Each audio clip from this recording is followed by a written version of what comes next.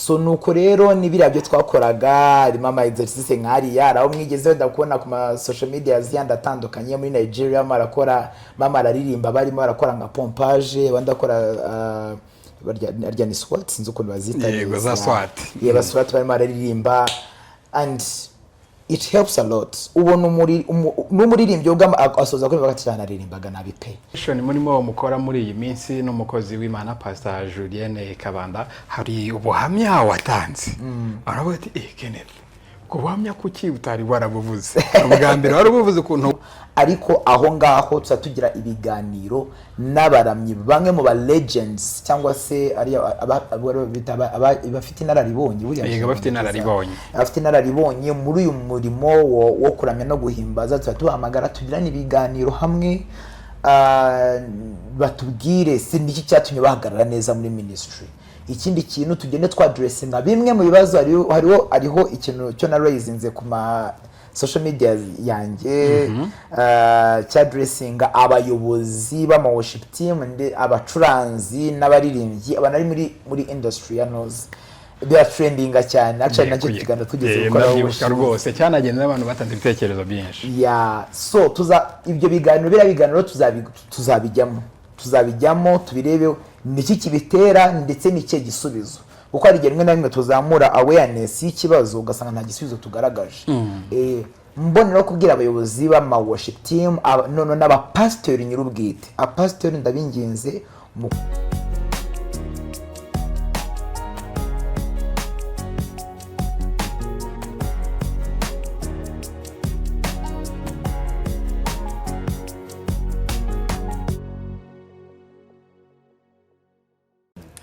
Shalom amahoro y'Imana akomeze kubana namwe mwese mudabimo kurikira gahunda za Holy Room aho muherereye hose turabasuhuje cyane uri umunyamugisha niba udukurikiye aka kanya impamvu gihumeka umwuka wazima ukiriho ni isezerano Imana yaguhaye iracyakurinze kugira ngo izarisohoze rero uzabone ko ari Imana isezeranya yarangiza igasohoza kandi ari Imana igira neza ijambo ry'Imana ryarambwiye ngo erega ntago uzapfa uzarama kugira ngo ubwire abandi kuwiteka agira neza Christian bayisenga uyu munsi nagira umugisha wo kuba ndi kumwe n'umutumirwa rero n'umukozi w'Imana by'igihe kirekire warinze ubuhamya bwiwe abandi bagiye bacika intege ntago tugiye kubyirata ahubwo turashima Kristo ko yamushoboje ariko twishimire tunashimana kubw'urwo rugendo yakoze abanyamuziki benshi cyane bagiye bacika intege bagenda babivamo ariko aracyabirimo ashobora kuba yadusangiza rero ibanga noneho ikindi ahubwo Imana imiragenda imwagura imuhagurutsa azanye igikorwa gikomeye cyane agiye gukora kugira ngo yagure ubwami bw'Imana ikindi mujya mubona utuvideo twe ku mbuga nkoranyambaga mukadukunda cyane arimo atoza abaririmbyi yitwa Kenneth Kalisa munyemerere tumwakire shalom my brother shalom umeze neza ndanezerewe cyane ko kubona murakoze cyane bwo kugira yego reka usuhuza abantu b'Imana yego shalom nitwa Kalisa Kenneth benshi banzi ku izina rya Kalisa Kenneth official ku ma social medias yes ndanezerewe cyane kuba hano thank you so much Christian kabisa yego reka unyemerere rero bundi nagakwiye kuba nsenga ariko ndi kumwe nawe ndashaka kwakira amavuta yawe udushyira imbere y'Imana ngo iki kiganiro kizabe umugisha ku bantu bose kizageraho amen mwami tugwaye icyubahiro kuri mwiza tugushyize hejuru ko uri umwami wa bose uri umwami wa byose ushyirwe hejuru muri kano kanya tuguhaye icyubahiro mwami kubw'iki kiganiro kigiye gukorwa ndakwereka ari twebwe turi hano muri studio ndetse n'abamo barakurikirana online ndamamaza kugubwa neza amarangamutima mu ntekerezo no mu mubiri ndetse kandi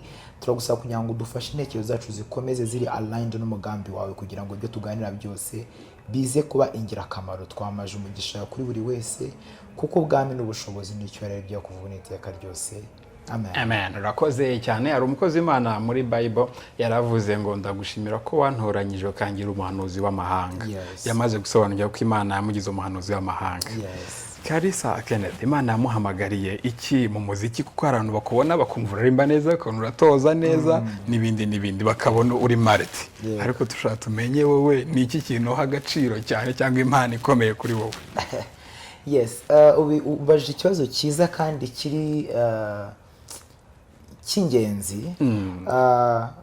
uwambaza niyo wambyutse ukankura mu bitotsi kabisa niyo zari saa 9 z'ijoro ukambaza umutima wanjye no kubona buri generation yaguma hazamukamo abaramyi bashyashya kandi bari equipped cyangwa se bapakiye mu buryo bwose bushoboka, bari spiritually, technically, mu buryo bwose bwo bushoboka. Uwo no mutima wanjye niyo heartbeat yanjye amanywa nijoro. Banzi indirimba, ndumuririmbyi, ndumuvuko coach, ntoza abaririmbyi kandi ndanabikunda cyane. Ariko ibyo byose byo nkora nibyo kugira ngo bigaburire icyo kintu. Nuwo mutima wanjye. Yego urakoze cyane. Hari aka video ngaka hano abantu bakarebe ndagashyiraho bari kubibona, uri kwigisha abantu bijyanye n'imiririmbire ariko umeze nk'ukora siporo mu buryo ubona budasanzwe, bushimishije, busekeje. None nagiye kuri Instagram yawe mbona nyine comment abantu bagiye bashyiraho, ubona bishaka kuba bikomeye, harimo akantu k'agasport abantu benshi batinya gasport ariko bikaba binaryoshye ukabona barabikora banezerewe bishimye. Iriya tekinike yawe idasanzwe wayikuye he? Yes, buriya mu kuririmba hazamo ibintu byinshi bitandukanye, ariko buriya 60% y'imiririmbire y'umuririmbyi ni umwuka. Rero iriya ni exercice, imwe mu exercice menshi atandukanye ushobora kuwakora kugira ngo ubashe kulocatinga uburyo uhumeka urimo uraririmba. Hari akantu nkunda kuvuga inshuro nyinshi cyane wenda abo nigisha aho barakazi, buriya ntabwo mu gihe ufite impano yo kuririmba ntago ubura umuririmbyi mubi, ahubwo sometimes wisanga uririmba nabi kubera yuko udafite ubumenyi.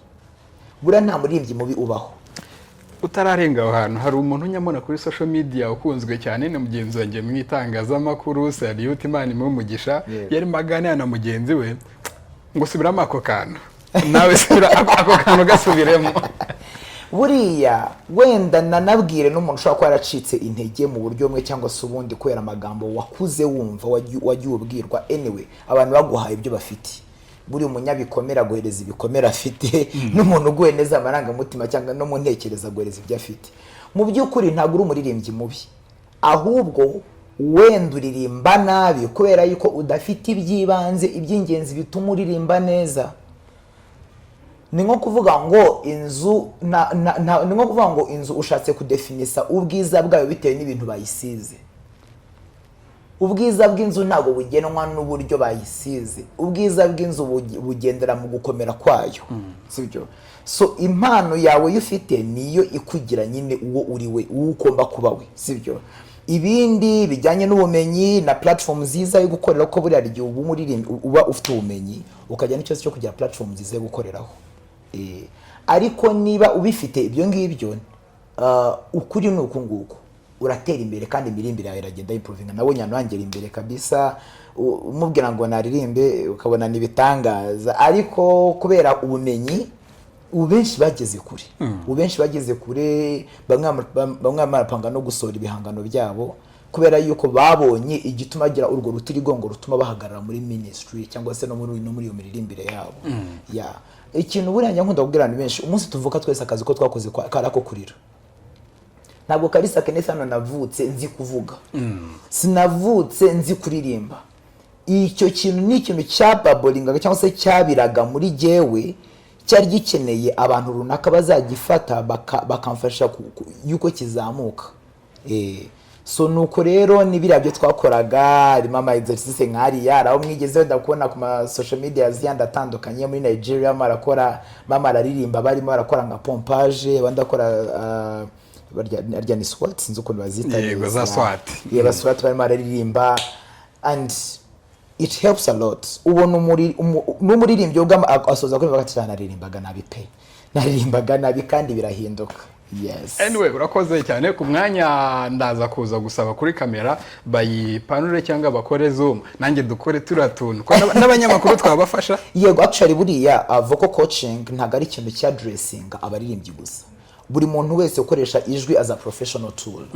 Rwose buriya izo exercice abazikeneye kandi it really helps a lot. Urakoze cyane.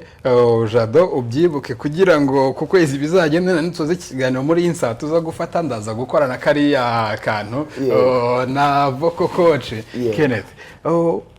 hari abantu benshi bameze nkanjye kuririmba aririmba nka cya gifi cyamize yona umuntu abwirwa n'iki ko afite impano kuko hari ibintu bibiri uvuze mu kiganiro cyawe. Oh Lord, igifi cyamize yona abari kurimbira mu rufi. Abari kuririmbira mu rufi. Noneho ikibazo cya mbere umuntu abwirwa n'iki ko afite impano yo kuririmba, icyo ni kimwe. Ikindi noneho ubumenyi akeneye n'ubuhe. Okay, kugira ngo umenye yuko ufite impano yo kuririmba, mbere ya byose buriya impano yawe uyimenya mu bintu bya mbere biza utigeze uvunika. Donc bya bintu byikora utavunitse bitagusabye gutekereza kabiri. Nk'ubu muri no studio nk'umu interior design akinjiramo ubwonko bwe bwamaze gukubita, yamaze kumenya ngo okay harahindurwa iki, harimo amakosa n'aya, ngari ibyiza bimo ni ibingibi, kubera yuko niko imiterere yiwe muri we, amawaya insinga zimukoze niko zimeze. Rero n'umuririmbyi cyangwa se n'umucuranzi ufite impano y'umuziki muri we, ni ibintu bya bintu byo akora bitamuvunya. Ibyo byose wajyaga bibona kera turi mu mashuri, n'ubwo ndabakiga murabibona. Nk'umubatera kenshi urangwa no kumubona amara kubita kuri pupitre. Kuri pupitre gaza arimo akora amabiti. Kubera iki ni ibintu bimurimo, abandi baracecetse, mwari marasoma igitabo kwa akunda gusoma ibitabo, akunda kwandika ibitabo. Uwo ni area yiwe. Undi araho arimo arashushanya imyenda. Uwo nguwo ni umu fashion designer. Sibyo? Undi we kwa ari umuziki ari muri ayo ngayo, undi akisanga arimo araririmba. Undi yakaruse yagiye kwikinira baro arimo aratera amanota. Nyamara disi kubera kutayimenya, yamwe abantu byamukunda gutera abandi amabuye, ntimukabatera amabuye. Uwo ni wowe wenda mu bwubatsi, undi ari mu buririmbyi. Gerageza wite kuri ibyo ngibyo. Ibyo byose ayo mazu urimo uranubaka akeneye abaririmbyi bayaririmbiramo.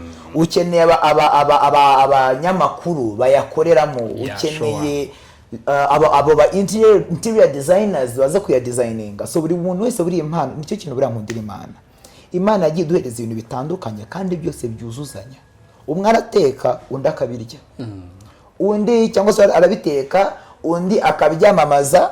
Uwo yabyamaje byagera kuri uriya akabigura, ubwo nakamukore marketing. Donc gasanga ni cycle y'ubuzima. Gasanga hari n'umuhinzi ubihinga. Umuhinzi ubihinga, hari wakoze iyo fumbire kugira ngo bibashe kuboneka. So buri wese agaragaza actually nature y'umwana. Navuga twitwa ngo turi umubiri umwe, ntago turi imibiri imwe, turi umubiri umwe. Yego. Ushobora gusanga ngende ukuboko, uyu ari ukuguru, uyu nguyu ari akanwa. Buri wese buriya biterwa na strength yiwe. So wenda ngiri kuri iyo ngingo, ikindi kintu biragikomeye cyane ni ugutwi k'umuziki. Oreille musicale. Oreille musicale niba utayifite gose mubwiza ukuri, ibyo waba ushaka gukora byose wameze muri kuvomera muri supernet. Oh no. gushaka kwiga umuziki cyangwa se gushaka gukora umuziki udafite impano y'umuziki, utegereza ko bizuzura. Niyo mpamvu buriya dufite umubare w'abantu benshi cyane bagiye babivamo. Bamwe buriya bakubiswa na burnout, bashatse kurwana no kugira ngo ibintu babikore, bigeraho biranga. Umuntu aravuga ati sasa rero n'ibindi bino ndabona ntacyo ndi gukuramo. So ko ari nta kirimo, ibintu birimo, ahubwo ikibazo gihari warugwanye no kugira ngo ukorera ahantu atari umugisha wawe, atari Imana yashyize ibyawe. Atome narimbye neza ngo ukena ufite itungo rikakugoboka. Iryo tungo ufite muri wowe niba ari gukamera, bikore neza passionately, aba ari byo ujyamo. Wige guhangana nuri kuri n'uwicaye imbere yawe, bikore uyu nawe yicara ahangaha, bigende neza kugira ngo byose biservinge purpose yabyo. Umunyamakuru azamenyekana kubera yuko hari wagiye inyuma ya kamera abikore. Umukameraman nawe ibyo bizamenyekana kubera ko afite uwashyize kuri kamera byanamenyekanye. Urumva ukuntu Imana nyine Imana ari igitangaza uburyo yagiye ibi designinga kandi mu buryo bwiza cyane. Icya gatatu wenda ari nacyo cya nyuma ni ubumenyi. Imana ishimwe cyane ko mu gihugu cyacu zige dufite Nyundo music school, nabwo music school, music and art school I think. So abantu mushaka uburyo bwose mugana ayo mashuri, mugende mujye kwiga. Babijye mwibuza abana kujya kwiga umuziki, ngo mugiye kujya kwasama, mugiye kubikira. Bajyaga bitubwira ngo mugiye kwasama, mugiye kwibirara. Wabuze gutekereza ikintu kizima kindi gishobora kuba wakora. Ariko no, bitandukanye n'ibyo. Wenda reka mbahereze gatoya muri testimonies inshuro nyinshi cyane ari igihe twisanga duhagaze imbere y'abantu turimo turaririmba duhagaze imbere y'abantu baragiye kwiyahura just because wasohoye ryaje ko buriya umuziki ugira autorité ku muntu wumva ungana 90% y'ababisemo cyangwa se abisemo. Niyo mushaka kuba nk'ubu ngubu wenda ndi muri gospel ndakijijwe sinyanumva indirimbo rwose za secular niki ari ugasanga ko nandi muri Salon de Coiffure marakora ku musatsi wanjye najyamirwa ngiye gupfuka mu yaguba ngo indirimbo y'umuhanzi runaka ipopinze mu mutwe televiziyo de bugita ku list yanjye bigenze bitare no muntu cyera wajyaga ajya gusanga cyangwa turimbo twa Celine Dion agafashwa rwose akanarira koko nyine ziri melodic biranaryohera amarangamutima ugasanga umuntu yatwawe n'ibyo njya kibwira ko wenda biri ari worship ariko umuziki ubwawo was an entity regardless yuko ashobora kuba ari gospel cyangwa se secular ufite autorité ku muntu wumva ku marangamutima y'umuntu uwumva rero buriya iyo ukozwe neza hano hanze urakoreshwa neza cyane abantu bari bafite ibibazo byo mu mutwe wenda mugeze nk'ahantu bavura indwara zo mu mutwe musanga hari aba music therapists bafasha abantu kongera kugarura consciousness abantu bagiye bakira paralyze kubera umuziki rero urumva umufashije uwo mwana akagenda akajya kubyiga cyangwa se uwo muntu ushaka kujya kubyiga akabona n'ubwo bushobozi bwo kubasha kubyiga bigakorwa neza kuko nanone hari ikibazo cy'uko muri no minsi ari ibivuga byinshi cyane twita ngo ni umuziki kandi atari umuziki ariko nibura byabaye byashobotse yuko mwana agenda muri ayo mashuri cyangwa se muri izo platforms zimufasha kwiga kuzamuka imikorere irahinduka. Ikindi kintu ni kubw'ineza y'igihugu cyacu turimo turagenda dutera imbere hari za visit Rwanda zimo zatuma abanyamahanga baza birukanka kugira ngo bazarebe igihugu cyacu uburyo cyo magenda kiba developed infrastructure zimo zirazamuka n'ibindi so we need to raise this also kubera ko buriya entertainment especially no music usanga ifata muri buri culture umwanya munini cyane yego so gihawe rero imbaraga yes nabuze ijambo ryiza gihawe imbaraga cyarangiza kikagera kure nayo murebe igihugu cyacu cyarenga kwa kundi ko twajyaga dutekereza yuko gishobora kuba cyamaze kumenyekana ku bantu bamwe natwe abanyamuziki bakazamuka bakamugira. Wow, ni byiza cyane ababyeyi. Ese nk'iyo murimo mubona Israel Mbonyi yujuje BK Arena abantu bahembutse abantu b'Imana bagakira bakaruhuka, ubona umwana wabaye nka Israel Mbonyi hari icyo byabitwaye? I know. Hari undi mupapa nabonye nawe ngo wujuje BK Arena mu minsi 3 yashize witwa King James. Abaye muririmbyi nkuriya abantu bakaza bagataha bishimye banezerewe, hari ubwo byaba ari bibi kandi bakora n'amafaranga menshi umuziki wo mu Rwanda wateye imbere. Atera imbere kabisa mu Rwanda kuba ko abana bamaze kumenya no na platforms nziza zo kuwucuruzaho. It can be very efficient umuntu abona amafaranga menshi. Sure. Ikindi none n'umse gahunda ya leta ifite n'ungubu abadepite bamaze no kubyemeza nuko umuziki none ugiye kujya ugirira umumaro abantu bawukora. Bazajya bagenda nko muri hotel cyangwa handi hantu bakiremo aka device kaza kudetectinga inshuro bacuranze indirimbo y'umuntu narangiza amafaranga bazaya akusanywe bayamuhereze.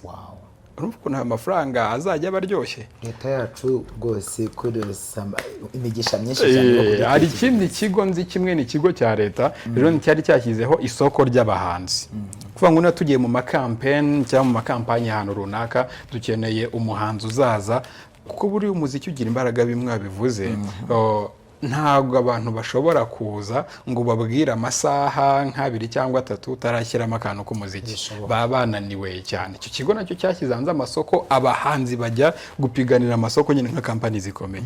Urumva ko umuziki rero ni byiza rwose mushobora kuba mwawukora. Iki noneho buriya ngo urabizi umuntu ngo aririmbye ngo abasenze kabiri uko no kuri kubera yuko umutima umubiri ntekerezo ibigukoze byose abiri engaged. Wow. Ababyeyi rero ubwo ngubwo ndimo nsindagira cyane cyangwa mpa imbaraga icyo Kenneth yavuze niba umwana ubonye afite impano y'umuziki mushyigikire rwose. Yego. Ahubwo ukore bya bindi Kenneth yavugaga muhuze n'abarimu beza bamwigisha. Kenneth twakubonye rero urimo ukoresha ziriya siporo urumva hari siporo nk'eshatu watubwira ngo umuntu ushaka ko umuririmbyi mwiza agakora voko yiwe agende mu cyumba ko ari nk'udukurikiye uri Nyamasheke n'urugero yego hari udukurikiye ari nk'imusanze atazabona Kenneth kandi nawe abantu bose ntiwabahaza ariko nanone vuba cyane turuzi kuvuga inkuru nziza noneho kugiye gufasha ngo haguruka abandi ba Kenneth benshi cyane ndabona bazakwira igihugu ariko hari imyitozo nk'itatu twatuntu umuntu yagendana akabati ngiye tunadukuye kwa Kenneth dutatu nzajya ndukora ubundi ijwi satani aragowe nutuhe rero hari utu exercice twinshi dutandukanye ushobora kuba wakora.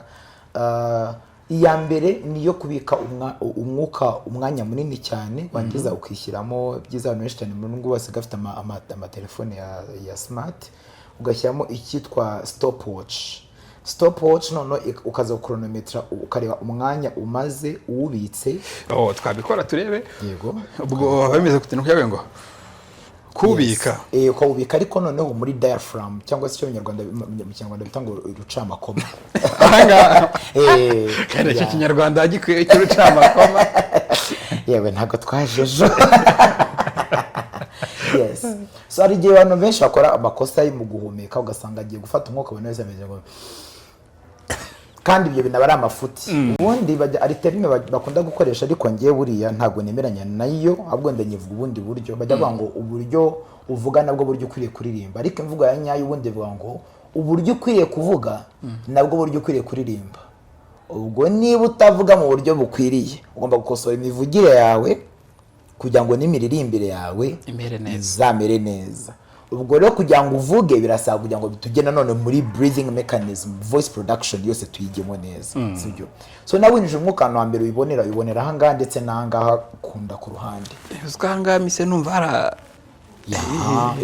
iyo winjije umwuka ubonera kunda inda yegera imbere wawusohora inda yegera yuga yisubira inyuma. Twakora gatoya ntabwo ndi Kenneth nubwo bwa mbere sindajoininga ishuri. Okay bwo Jya kwinjiza umwuka 1 2 3 breathe out. No ubikoze nabi ukoze gutya ibihabi bitangiye kubyimbira no mu gatuza ugakumva tension hano. Ni nayo mpamvu ugomba kureka ahubwo ina winjiza umwuka kamera nkaho wihagishije ahana nabuze ijambo ryiza umera nkaho wihagishije niyo mubibonera ahangaha 1 2 3 winjije wabise inda yisize imbere. Yes, narinzi kubwo ni nk'igipurizo. Igipurizo iyo ukinjize mu mwuka kirigonfla naho njyaho ubwo na wasubizaga inyuma. Aho rero ibihabita bibyimbira amanga ukabura uburyo ubuze guhumeka neza. Ni nayo mpamvu wumva abantu bamwe namwe bagiye nko kuririmba cyangwa se narimo aravuga wenda tuvuge wenda tubikunda kubyumva nko ku bantu bakora open public speaking imbwirwa ruhame rusange cyane cyane wenda nk'abantu bakora ikintu bijyanye n'ubu MC ndetse wenda natwe aba n'abaririmbyi n'aba preachers abavuga butumwa. Ari gihe umuntu ajya kuririmba mu kuvuga mu busanzwe yavugaga wenda tuvuge ngo Imana ni nziza yajya mu kuvuga wenda arimo aravuga cyane ngo Imana ni nziza urumva ikintu cyabaye hano hafunze bita bifungira no mu gituza ijwi riburano rica ritangira kumera nkaho bakunize kuko hano imbaraga zose zino zazagiye zikwifungira. Yego ariko ahubwo iyo mfunguye instead of being Imana ni nziza like the power is having the room yishobora kuba yagira. Donc the wider the room cyangwa se uko icyumba cy'ijwi cyagutse ni nabwo buremere bw'ijwi. Ikindi bituma utananirwa. Maze tekereza nk'ubu ukora nk'akazi k'ubu MC ufite wenda nk'ibiraka nka 4 ku munsi kuko niko kazi kaba kagutunze. Ufite nk'ikiraka hari cya mu gitondo hari nk'icya saa 4 hari nk'icya saa 9 hari n'icya saa 12. Mbarambwiza ukuri muravuga kuri nka radio kashize amabuye wageza ku mugoroba konvoyeri bakera abanyabugogo ngo byajyaga bera byo dari nyabugogo byajyaga bwana ngo gurigo kumenya ahantu bipfira nigeze kwemusinga ibitaramo bibiri noneho nari mfite n'ubukwe nimugoroba hageze numva nasaraye kabisa ijwi rirangirika kubera yuko regani muscles nkuko umubiri iyo wagenze urugendo rurerure cyane umubiri unanirwa vocal cords cyangwa se imirya y'ijwi irananirwa. Rero hakenewe yuko umenya ngo ndabikoresha gute byose kugira ngo cya gikoresho cyanjye kitaza kunanirwa kitarakora akazi kose. Urakoze cyane ka twongeye tubigerageze dute twihuta kuko uyu munsi ntago dushaka kugufata igihe kinini tuya iki kiganiro kize gusoka hakiri kare gitumire abantu bazaze muri gahunda ejo ufite ibi byose mubona ejo muzagira umwanya wo kubyumva birambuye no kubaza ibibazo Kenneth ntimugire ikibazo katukore karaga practice kamwe untubwire twa tuntu tubiri dusigaye umuririmbyi yakora nk'utu exercice iye yitegura kujya kuririmba. Okay, yes, twongere ubwo uri hose uragerageza ubikore urafata inda yawe umenyesha ko igituza cyawe kitazamutse ukurikirane yuko inda yawe igise ibyo 1 2 3 nyuze umuka mwinshi n'iryo kugenda usora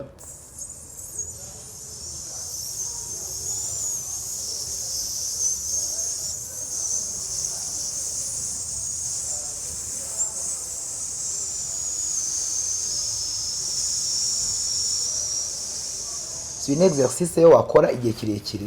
Ya kabiri iyindi ya kabiri hari exercice nyinshi zitandukanye. Iyindi wenda ya kabiri kuriye y'ibyo by'umwuka warimo ama exercice menshi. Hari ingi hariho niyo kumera nka marasifura nk'umumotari uri kure and ya au wumva inda imerageje no gakora gato imeze nk'ishaking. Ibi bintu nko baririmba abo tuyo twita ngo na powerhouses afite amajwi manini bakunda gukoresha imbaraga nyinshi. Iyo uyikoze bituma udagira ibibazo byo gusepfura uri kuririmba. Kuko diaphragm yawe iba yakoze chauffement zihagije. Rero niba utakoze chauffement zihagije biroroshye cyane yo kwagira icyo kibazo. Ya ibindi no gutuninga ugutwi kwawe ukoresha amanota y'umuziki la la la la la la la la la twakorana ko nakabaririmbye kandi ngende umunyamakuru. You can try it, ushobora gusanga dufite hidden talent. No. Okay, so ara amanota la la la la la la la la la ana la la la la la la la la la utwo ni tumwe hari ama exercice agera nko kuri ibyo ngicyo ushobora gusanga ama exercice agera nko mu 1000 yabyo kwako biriya bite n'urutondekano rw'amanota wenda reka mbigeranye nk'ukuntu hano designinze byo byose ukuntu zino ndabyo zigiye zisetinze mwashaka no ko yanabihindura. Yego, so bireba bitewe n'amanota ukuntu amanota uzi uba ufite ushaka kugenda dispose bitewe n'ibintu bitandukanye ari nabyo bikoreshwa kugira ngo akorwe melody y'indirimbo. Ya tuvuge ushaka gufata nk'indirimbo imwe wenda reka dukompose nk'akarimbo kamwe uruwera numva harimo tararara sibyo hari inota ta ra ra ra so ayo manota ubwo n'amatararara n'amanota ane yakoreshejwe kugira ngo akorwe ako kamelody sibyo ubwo mu byahuye n'amagambo of course biranje bihuri bijya iyo rero gutwi kutameze neza njye mwe byo kumva ukabona muri mbya maremba abantu baskora bameze batya ukibaza n'iki kintu cyatunya namera gutya ameze nkaho babihiwe n'iki cyabaye uri munaririmba ariko nyama ntabwo uri maragera amanota kwa kutigeze witoreza ku manota urara abanyarwanda baratura abana beza cyane hari igihe umuntu ajya gutya kamera gutya ukajya kona marandanira hasi ukavuga ati buriya muntu yafashijwe no tugeze mu rusenge buriya muntu yafashijwe no ushaka gusanga marahunga amanota mabi wakoze yabuze uburyo byitwara bati mana yanjye arava ryari kuri ya stage waba utaranasoza ndibo yavuva marakomera amashyi bati yo wakoze cyane ushobora kuva kuri stage gira vuba kuri stage ko umaze gusaba bihagije cyane ku buryo ukeneye kuvaho. Abakristo n'abana beza nyine babikora kujya kuyobora ariko ahandi hanze ho mu isi yindi sekira bagwaza boom. Bagwaza boom. Nta miyaga bakira ari filme nigeze kubona y'abongereza yaransekeje umuntu y'amaririmba none uko ari mararimba nabe ndagafata inyanya akamutera n'amakaroti n'ibintu. So urumva rero kugira ngo twirinde yuko abantu bazagira kuko anyway impano y'ufite cyangwa se iryo jwi ryawe ufite ni product ucuruza, uburyo uyigaburira, uburyo ugira gute ndetse n'uburyo unayishyira ku ma social medias n'ibindi byose ni uburyo bwa marketing. Mu gihe ibyo bitakozwe rero impano yawe cyangwa se iyo product ufite nta kintu na kimwe zigera ikumarira kandi wayihawe nk'umugisha. Yego, urakoze cyane. Muri karaka video twakubonyemo tugira ngo tunasoze twinjire ku gikorwa cy'ejo ufite, nabonaga bari abaririmbyi bameze nk'abo muri Jubilee Revival Assembly. Babyakira bate? Hari igihe nanone usanga nk'umwarimu z'abarimu b'imibare ukuntu bakomplika cyane. Yego. Abaririmbyi urimo akoresha zira exercice ubona zibafasha, ubona baba babyishimiye. Barabyishimira kubera yuko icyambere cyo baba babonye technique nshyashya. Wenda nanabonera kubwira abavoco directors benshi cyane buri inshuro nyinshi cyane rigiye mujya mubura abaririmbyi mu worship yanyu kubera ko ntacyo na kimwe kibenteresa gihari. Kuza musamo za ndirimbo zimwe nawe utekereza ury'ibijumba guhera kwa mbere umwaka kugera kwa nyuma w'umwaka urabyanguka nabihurwa. Ariko izo variety zituma n'umuntu amenya ngo okay, nakoze ikosiri niri ubutasi nzaryongera menye byuko bipfira ngaha. Hari n'ababinyishyuza ari bigeze kunsetsa minsi yashize avuga ati ari exercice udarutse kudukoresha exercice cyo dukunda gukora. Benda mwe bayibonye ku bahanzi batandukanye namwe nka Celine Dion n'abandi ya lips drill twari dukunda kwikora cyane tukira abantu moto gukora moto. Iyo yifasha iki? Iyo ngiyo ifasha koroshya zino muscles z'ahangaha. Bimeze nka cyacuma gitsindagira umuhanda buriya gituma ubutaka bwegerana neza kubera ko bwabanje kuba shaken space yose ikavamo. So bituma rero zino muscles actually it's one of the quickest nk'umuntu wagize ikibazo cyo gusarara buriya ashaka gukoresha. Rero usanga actually buri ibintu binatugira abaririmbyi beza n'abatera story buri ibintu bitugira abaririmbyi beza nabwo ni ibintu bya danje. Si byo birimo umugaga mwinshi.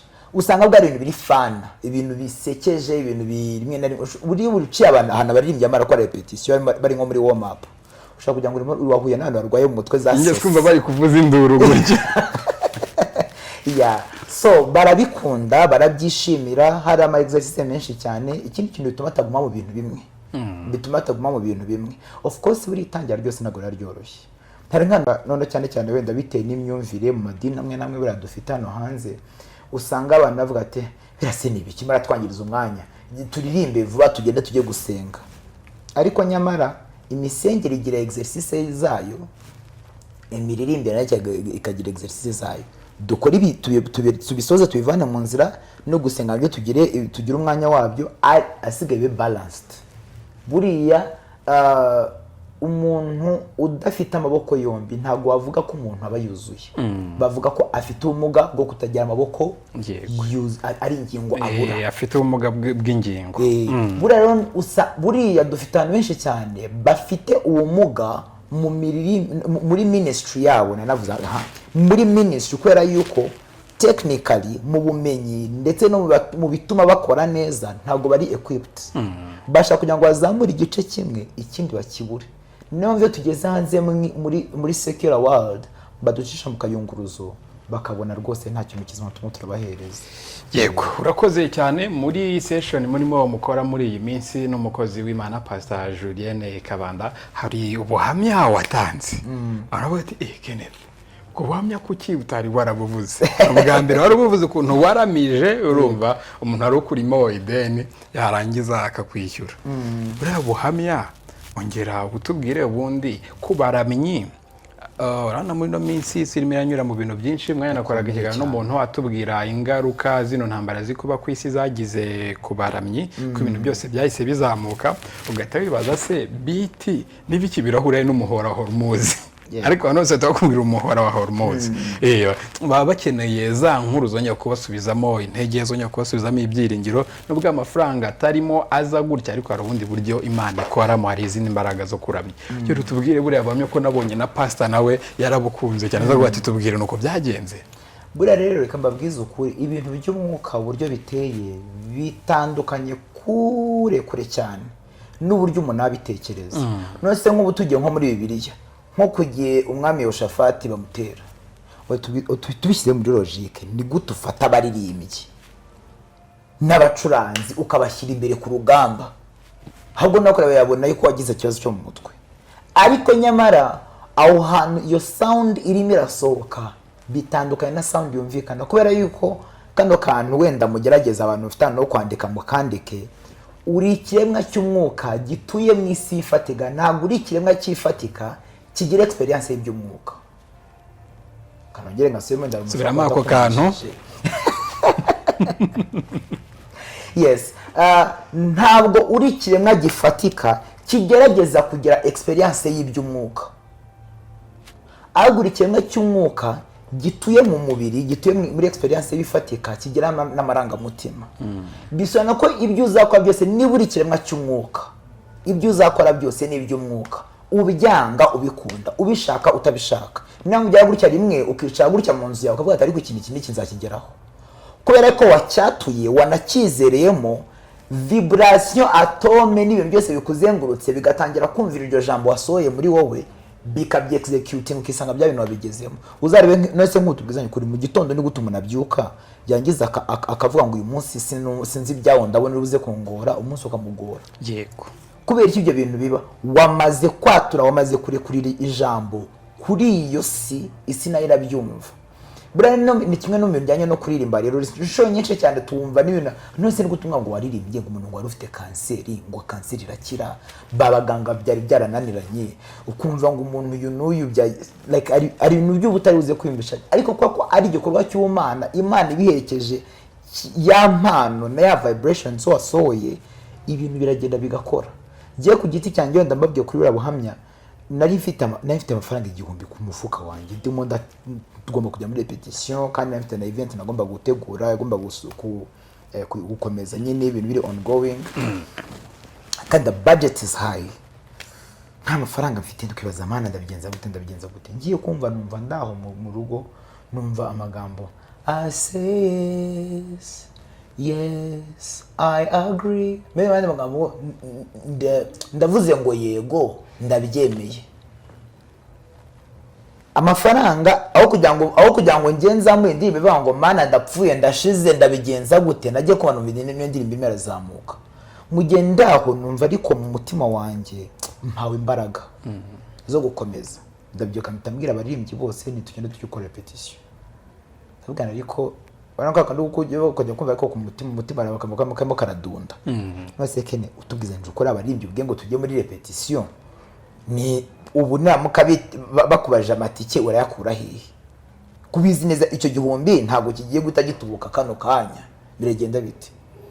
Ndavuga anyway, niba Imana ariyo yampamagaye muri bino bintu iraza no kumushoboza, as long as no ndirimbo yaje. Ibaze ko no ndirimbo ntarwa nanayizi, nase mfata umwanya ngenda ndi kuyumva kuri moto, ndi kugenda nyumva, ndagiye ko nagiye gushakisha ko neza I say yes I agree kuri YouTube, ntabwo nako disi yitwa, ntabwo ariko yitwa, ariko ayo magambo ko nanayumvisha umushuti wanjye gutya mara playing rimwe mfata amago gacoko nuko cye kari koroshye, kandi kari inyuma indimi irarangira. Indirimbo genda nyiririmba mpita nababwira niyo ndirimbo tuyige, abacuranzi nayibahereza barayiga, baringinsiga ndimo ndabakoresha. Mu gihe tumo turasoza repetition, tumo turaririmba still n'ubundi, kumbe telefone umuntu yamagaye yabuze. Arangije nyifatiye telefone, ndamugani mbabarire narimo ndakoresha repetition, ntago nayumvaga telefone. Manje arambwira ati Ken mbabarire rwose nagiye kumva mbambuza amahoro umutima wanjye, hari amafaranga nkurimo ndashaka kugira ngo nyakwishyure. Ikintu gitangaje yandi amafaranga 30, anje avuga ati ndaza kuyaguhereza ariko ndashyira n'indishyi y'akababaro. Nari murimo icya10 cy'amafaranga yampaye 300, anarenzaho nayo kugira. Wow. Narayirebye ngira ngo bwa payotsi, ndamuhamagara ndamugana ariko ubanza wibeshya, wari ugiye kohereza 30 urangije uribeshya wongeraho indi 0 kuri momo. Ngo hoya nabikoze mbishaka, nabyumvishe mu mutima wanjye yuko ngomba kongera indishyi y'akababaro. Wow. Mind you, ntiyarazi yuko ndimo ndategura iyo concert. Mbita namuga ko ndimo ndategura concert n'ibiki, ati nabwo narimbiza ati tariki zingahe tonye nayisevinga n'ibiki, ariko nsigara ngo ndi kwibaza ube ndamuka nasigaye mu rugo byari kugenda biti. rero reka mbabwire iyi Mana twizeye ntago ari ingome, si natwe igiye kwigiraho ubugome. Niba itarigeze ibikorera Aburamu, niba itarigeze ibikorera abatubanjirije bose, niba Dawidi yaranacumuye, arijya rimwe na rimwe umuntu acaho no muri situation akavuga ati ibi bintu ndimo dacamo ni igihano cy'Imana imiranyuzamo. Reka mbabwize ukuri, ibyo bintu ikintu cyose kidahimbaza Kristo ntabwo ukwiriye kukimwitirira yuko ari we wakizanye. Niba ubwo akunda izina ry'abantu ngo ndi Imana ifuha, ngo nta n'uwo nzigera nsangira nawe izina, niba ari Imana ifuha kuri urwo rwego ifuhira izina ryayo, ntabwo ukwiriye kuvuga yuko ibyo bintu bibi bimeze bityo ishobora kuba yabyoherereje. Bishobora kuba wenda yemeye ko bishobora kuba byakugeraho, ariko nyamara ngo irinze ubugingo bwawe ku buryo ari nta kintu kimwe kizigera yemera ko kigutwara. Ngo abanjye ndabazi ngo nabaciye imanzi mu biganza byanjye, ngo ntaryo gishobora kuba vuvuna mu biganza byanjye. So if he loves you to that extent, niba agukunda kuri urwo rwego akaremeye gutanga ubugingo bwe ku bwawe, iyo situation y'umurekere ngo yemwe abarushye n'abaremere muze munsange ndabaru munyikoreze amaganya yanyu. Ikibazo inshuro nyinshi cyane tugunda kugira abanajoa imbere y'Imana. Yego. Ugasanga turashaka kugira ngo situation tuzigire izacu, tunazirwa no ku bwacu, kandi nyamara Paulo yamenye ubwenge, avuga ikintu gikomeye cyane. Aravuga ngo nshobozwa byose, ntabwo avuze ngo nshobozwa bimwe, none byose. Yavuze ngo nshobozwa byose na Kristo umpimaraga. Numwemerera iyo situation akayijyamo, reka mbwize ukuri nta kimunaniye. Nabonye Imana idukura ku cyavu ikatwizanya n'abakomeye. Ye kahise kanetse ko nzigera niga, sinzi ko nzigera ngera aho ndi, but iyi Imana irizerwa. Ngo ndise w'imfubyi ndi umugabo wapfakazi.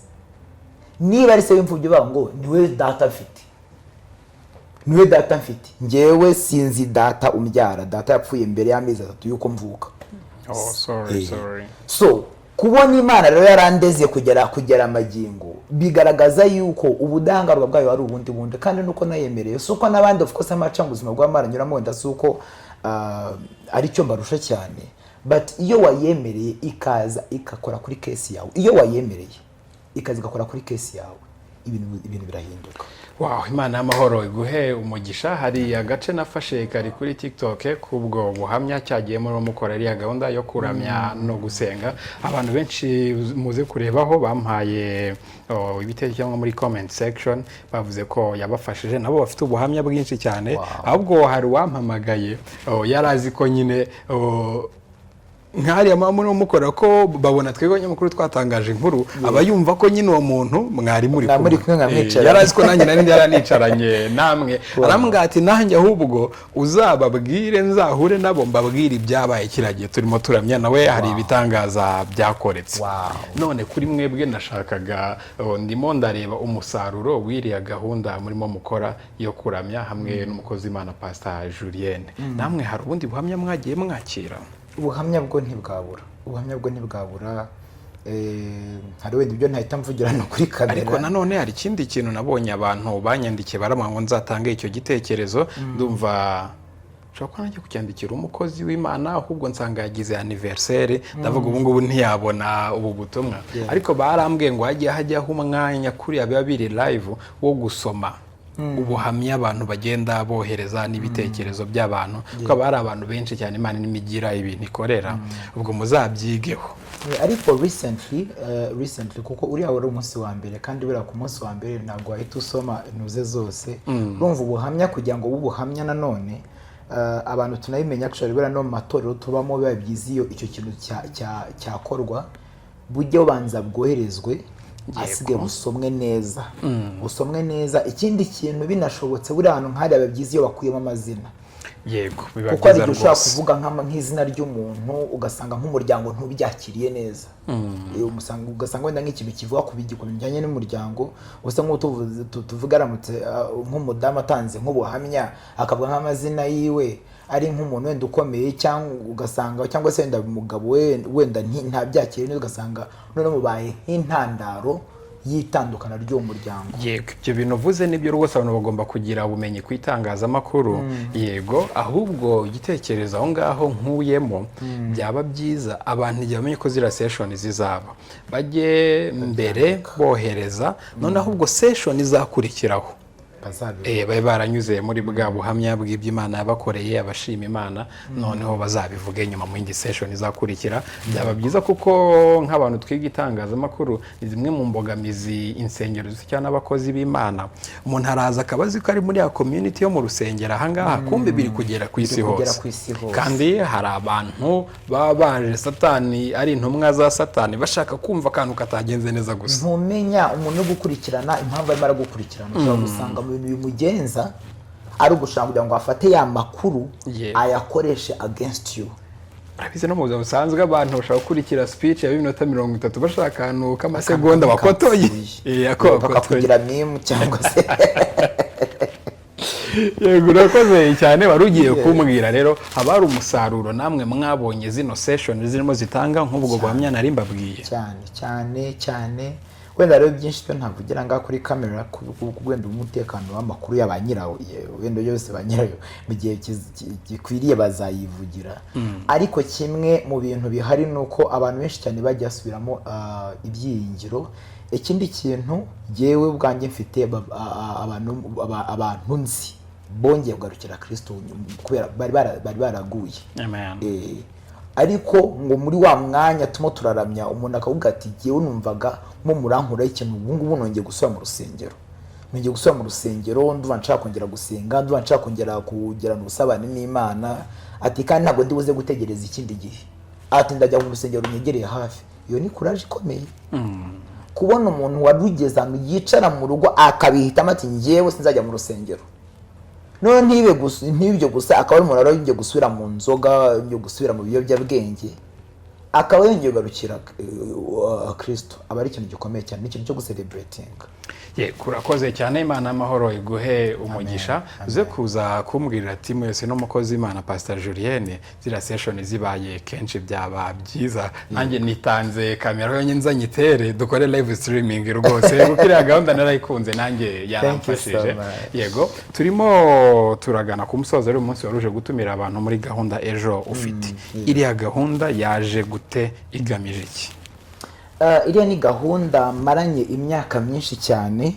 Izaba yitwa Kenneth Kalisa Show. The Kalisa Kenneth Show. Okay. Ndayifashe cyane. Ya mugende muna following ama platforms twa creatinze Instagram na TikTok. Yes, oya mbwira kuko hari umuntu hamwe gushyigikira abakozi Imana bizana umugisha. Reka ongera uyitubwire. Yitwa The Kalisa Kenneth Show kuri Instagram na TikTok. Ka ubivuge ndimo njyaho buri zigabana ukuntu ibintu ari byinshi abantu igihe uhamagara umuntu mu bitekerezo rwose ugafata nka telefone igihe uhamagara umuntu akagira akantu kakojeje ukavuga ati namuhamagara cyangwa nka message ukayimwandikira mu bitekerezo. Afite icyo gikomere cyuko bajya kwishyura kuri momo bagera gatayibagirwa nk'umubare umwe akabayoreje handi yana iyensa inapininze kuri nose inapininze hahanga. Okay, sorry nze nyirebe ubwo nabandi no mwanya mbahayo kugira ngo bayirebe niyo yiyingiye. Yego. Okay, katurebe ndayifollowinze. Thank you so much. Welcome. Abantu bajyeho yitwa The Kalisa Kenneth Show. Yego bajyeho Instagram no kuri TikTok. No kuri TikTok. Ikana TikTok ngeho rwose. Sorry kanze nyirebe The Kalisa ubwo no mwanya namwe mbahaye kugira ngo mujyeho The Kalisa atavango ngo nansi ko ndi gukora mu kiganiro kirangiye ngo ariko ngo byahise bincika. Ya rwose bikore ngo haye umwana The Kalisa Kenneth Show. Turebe ko ije ni iyi ngiyi. Yego. Okay. Ahubwo sinyibutsa kubonera kubwira abantu yuko account yanjye ya TikTok nongeye creating yindi mushoboye mwagenda mukayifollowing nayo Kalisa Kenneth Official. Eka nayo mpite nyijyaho tukizayihakinze bangombwa yuko nongeye creating yindi nshyashya niyo yiyingiye. Yego. nayo ndayigize rwose. Ndifuza ko mu minsi mike cyane nawe uzaba urimo wiziza nk'utu tumaye restaurant nk'utwo kuri turimo twiziza kuri TikTok ya Holy Room, abantu nabo baze kujyaho rwose ba following. Yego, wari urimo tubwira rero ko byaje kabisa, byahageze.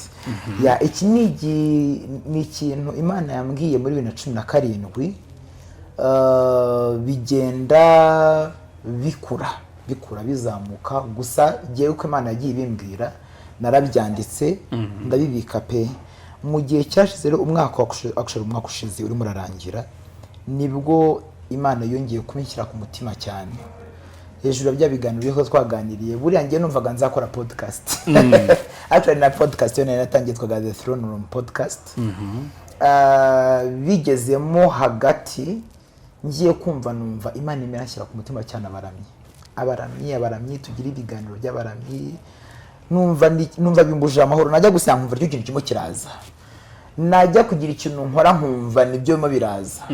Ndavuga ni sasa rero buriya wahangana na byinshi, ariko ntago wahangana n'ikintu Imana irimo iraguma igushyira ku mutima. Yego.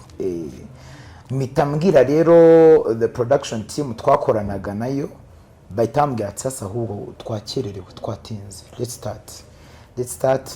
Of course bitangira ntabwo namizo mbogamizi n'ibikino no kuvuga ngo ni talk show igiye kuba akeneye ibintu byinshi bitandukanye, abakeneye ibintu byinshi bitandukanye. Hari venue yo gukoreramo, hari ibiki. Imana igenda ica inzira, umuntu umwe mu nshuti zanjye amereza no gukorera n'ibindi. So turatangira dukora recordings ama episodes ya mbere, ku buryo kuwa gatanu utaha azaba ari umuriro. Wow. Izaba ari umuriro. Turahereza episode ya mbere ariko ku munsi w'ejo saa 12 z'umugoroba. Ubwo ni ku munsi w'ejo kuwa gatandatu tariki 16 saa 12 z'umugoroba. Saa 12 z'umugoroba mukurikirane kuri YouTube channel yanjye. Of course hari bamwe batumiwe kubera yuko venue tuzakoramo ari hatoya cyane. Yego. Ariko kuri YouTube channel yanjye ya Kalisa Kenneth Official, platforms zanjye ubundi zose zitwa Kalisa Kenneth Official. Okay. Abatarakora subscribe katubanze tuyikore, urumva Kalisa Kenneth Official. Okay, reka dusubscribing. Thank you so much. Okay, already Holy Room yamaze gusubscribinga. Oh, thank you so much. Imana guhe umugisha, dore twanarayikinze. Ubwo na comment, actually ya comment yo tuzayitera twamaze kumva ko mura commenting yamaze kumva. Ariko twabaye dusubscribing already. Nta kantu kakazogera nako, dore nakakantu kakazogera nako rwose. Nako ngakanzeho rwose. Thank you so much. Muyifate muyisharinga n'abantu benshi cyane kuko niho bizajya bica. Of course yadushyira kuri Instagram na TikTok ama highlights no du short videos wenda twibyagiye biganirwamo bito, ariko aho ngaho tuzatugira ibiganiro n'abaramyi bamwe mu ba legends cyangwa se ari abafite inararibonye. Yego, bafite inararibonye muri uyu murimo wo kuramya no guhimbaza. Tuzatuhamagara tugirana ibiganiro hamwe, batubwire si niki cyatumye bahagarara neza muri ministry. Ikindi kintu tugende twadressinga bimwe mu bibazo hariho ikintu cyo na raisinze ku ma social media yanjye, cya dressinga abayobozi b'ama worship team, abacuranzi n'abaririmbyi abanari muri industry ya noise. Bya trendinga cyane actually nacyo kiganda tugeze gukora rwose cyanagenda n'abantu batanze ibitekerezo byinshi. So ibyo biganiro tuzabijyamo tubirebe niki kibitera ndetse n'icyo gisubizo, kuko ari rimwe na rimwe tuzamura awareness y'ikibazo ugasanga nta gisubizo tugaragaje. Mbonera kubwira abayobozi b'ama worship team none n'abapastori nyirubwite, apastori ndabinginze mukurikirane kubera yuko ushobora gusanga kino kiganiro, kandi nabwo ndanabyizera ntajidikanya yongewe n'amasengesho n'ubuntu bw'Imana yuko iki kizaba ikintu kigiye gufasha amatorero n'abantu bari muri izo ministries yuko bongera gusubira on track, bongera gukora ibintu kandi bakabikora neza. Buriya ibintu byinshi cyane bikorwa nabi kubera yuko habura amakuru. His Excellency n'ujye bivuga neza ngo ikintu cya mbere ni amakuru. Yego. Ariko wagize amakuru biroroha cyane. So tugira igihe cyo kwigira hamwe ndetse kandi tugira ibihe byo kuramya. Muhumure urubyiruko, it's going to be fun. Tugira n'ama games, it's going to be vibrant kabisa. Yeah. Rero come join, subscribe kuri YouTube channel yanjye Kalisa Kenneth Official, mu following TikTok na Instagram bya The Kalisa Kenneth Show, of course na platform zanjye nyirubwite kuko niho ncisha biriya byose bya vocal coaching n'ibindi.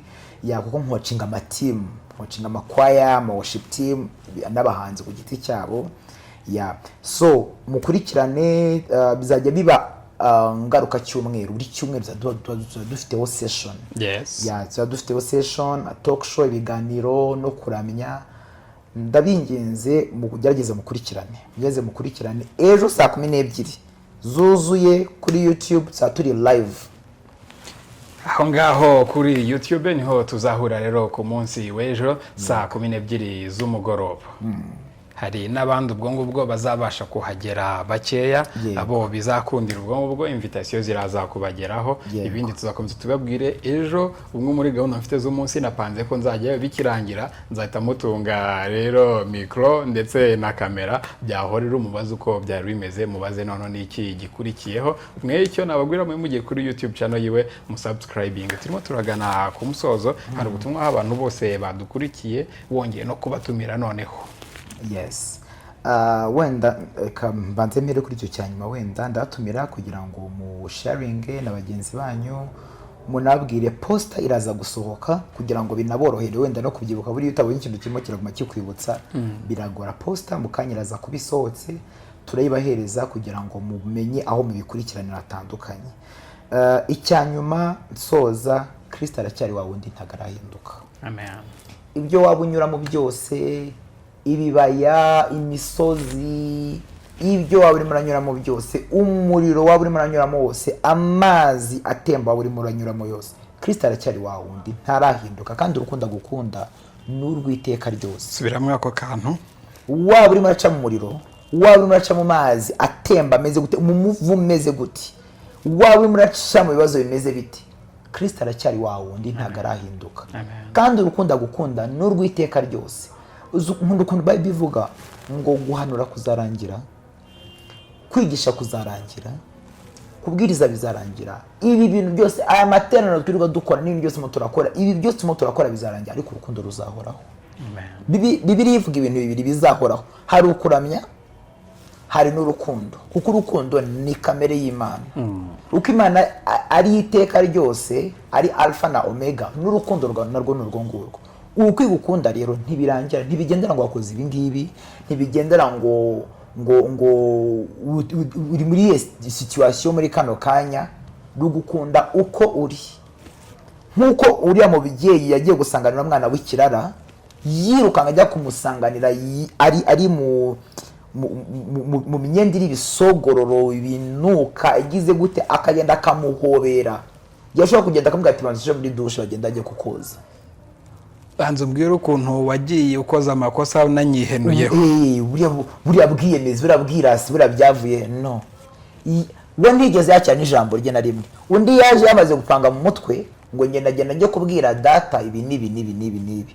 Kumbe se cyagiye cyose yagumye ategereje ahari umwana wanjye isari yose ushobora kujya kubona ko naratungutse mu marembo. Wow. Kubera urukundo rwinshi cyane agihinguka, Bibiliya ivuga yuko se ari wirukanse amusanganira ajya kumuhobera, ngo yaramuhobereye ngo andi ngo atatu abagaragu, nigeze yacyana ijambo na rimwe.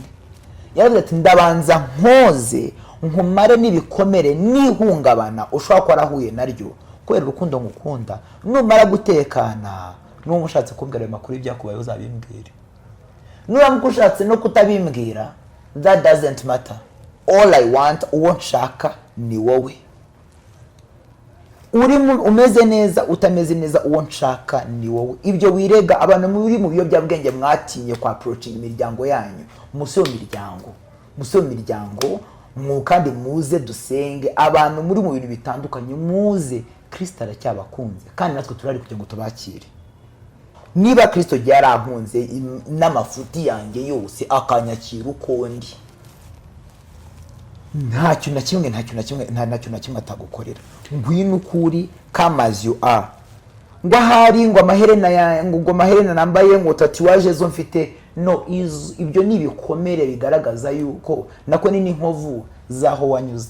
Utayifite so n'iki cyemeze ko ibyo bintu wabinyuzemo. Ndamutse mbwiye abantu yuko njyewe nari umusinzi n'indamenye ibyari byo, ndamutse mbwiye abantu ko nari umwari umugi n'ibindi byose n'indamenye ibyari byo, ariko nyine ukumeze nicyo kigaragaza yuko hari ahantu waciye. Kandi nagiye mbona abapasiteri bahindura amahanga bafite amatatuwaje, muri gende muri mu dufite abapasiteri bamwe nkaba Mike Todd n'abandi batandukanye, kandi ahinduye abantu benshi just because of what bemere ko Kristo akora mu murimo, asige bagira gute abakoresha mu murimo. Urakoze cyane, Imana y'amahoro iguhe umugisha. Numvise ntasoza ikiganiro hari akantu Israel Mbonyi aririmba mu ndirimbo ye ngo nuko nyihamagara imbabazi zawe ziritaba, ziti ngwino nsange mwana wanjye ndakwabariye. Kugira utumelodi twiza. Ayo magambo yo mvuze make wayankire mu kamelodi twadusoza ikiganiro ngo nuko nyihamagara imbabazi zawe ziritaba, nuko nyihamagara imbabazi ziwe ziritaba, ntaragira icyo mvuga zirampobera, ziti ngwino nsange mutima nkunda cyane ndakubabariye.